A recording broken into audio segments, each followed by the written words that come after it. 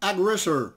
It's a French band that was, according to rumors anyway, said to be the first band in France to get a international record deal.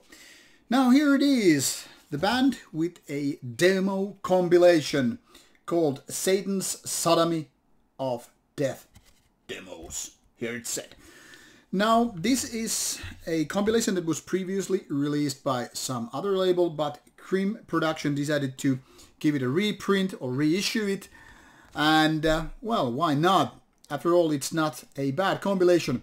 Made of 4 different demos from 1986 to 1989.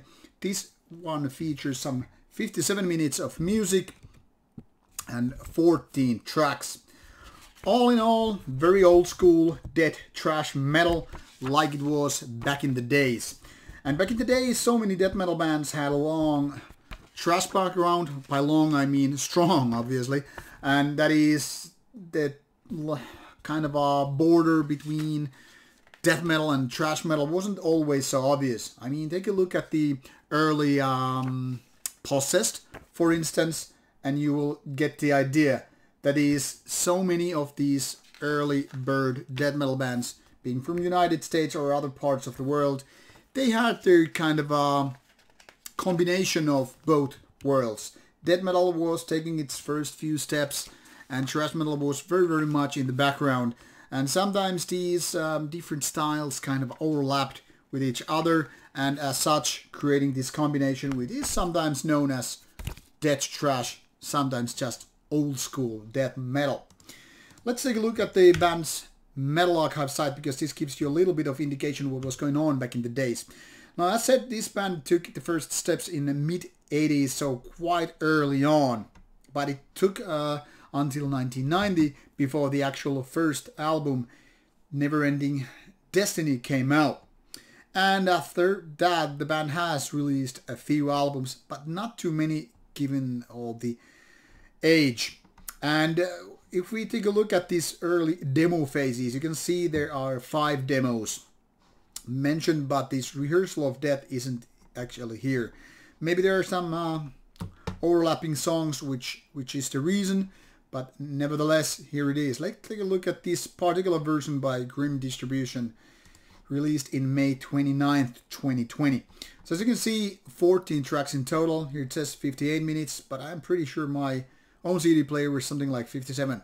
Well, anyway, 57, 58, who counts? It's roughly an hour worth of thrash death.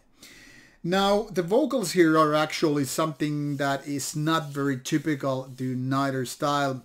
It's kind of a working on its own, some place between the kind of a trashy screaminess and also this strong rolliness. But it's there, and it's kind of a fitting, but not too shabby. When it comes to the actual songwriting here, it shows a lot of potential. It's kind of a no-brainer that this band was signed after these demos. I mean, after all, they had this background of making demos back in the days. And none of these is weak. I mean, certainly some of these riffs are not that memorable, not that good. But given that the guys were working early on, like mid-80s, before the kind of death metal started to grow big with the bigger names, they were creating some fantastic riffs here and there, and then combined with those not so strong elements made what Aggressor came to be. And throughout these 4 demos, which are presented here, I think the band kind of shows a lot of talent, lots of vision what it could be. And as such, I think this is a kind of a cool release in so many ways. But let's be honest about it. For most metalheads out there, this is not gonna be a big thing. First of all, the material presented here, while it's cool, given that it's demo material and all that stuff, and it has relatively good production, it's still something which is considered a demo material. So not as good as when the band actually started shaping up with the albums and all that stuff.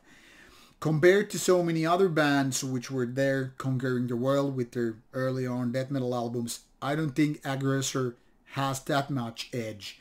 Now, as interesting it is to go back in time more than 30 years and listen to this kind of old stuff, it's kind of for collectors only. So definitely interesting, but is it great? Not exactly. It's a typical demo compilation in so many ways.